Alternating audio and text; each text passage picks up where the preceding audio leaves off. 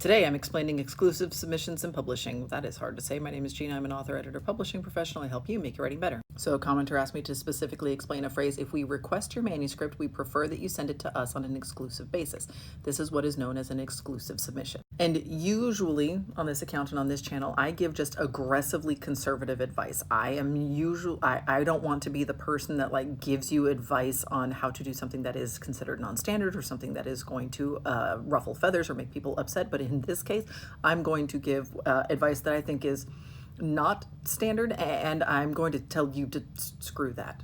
This might have made sense in a world in which everybody was responding to queries or everybody was responding to submissions within 6 weeks or 8 weeks, but the timeline for responding to queries has just ballooned totally and completely out of proportion. And there are so many agents available. There are so many publishers that you can be submitting to.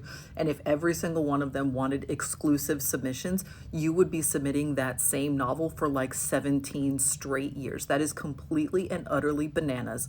That is not how the industry works anymore. And what this means is, let's say that this is a literary agent. The commenter didn't specify whether it was an agent or whether it was a publisher, but let's say that it is a literary agent. So it means that you need to have queried them first, that you cannot have anybody else looking at your full manuscript while they are looking at your manuscript. So it means that they wanted you to query their agency first before anybody else, which is just straight up luck as to what order you found people in. But so you should have gotten to them first, and then you submit to them, and then you're going to wait for whatever their 12-week turnaround time is. And then great, they give you a full request, and then they're going to sit on it for a year, 2 years. Sometimes I've heard people no, this is not industry standard anymore. There have been times in the past in which you might have been able to justify this behavior, and I am positive that there is still going to be somebody coming in here and being like, well, I work at a small press and we require exclusive. Don't. That's not okay. That's not the way that the industry works anymore. This is not the standard. And like I said, I usually am going to be just aggressively conservative in my advice to people on this channel. But in this case, I am just going to tell you, forget that. Don't submit exclusively to anybody. Now, to be totally fair, the wording here was, we prefer that you send it to us on an exclusive basis, which means that they are allowing for the fact that you're not going to do that. They are trying for exclusivity, and I'm not entirely sure what they think the end game is here. Are they just going to sit on these manuscripts for months at a time waiting for you? No.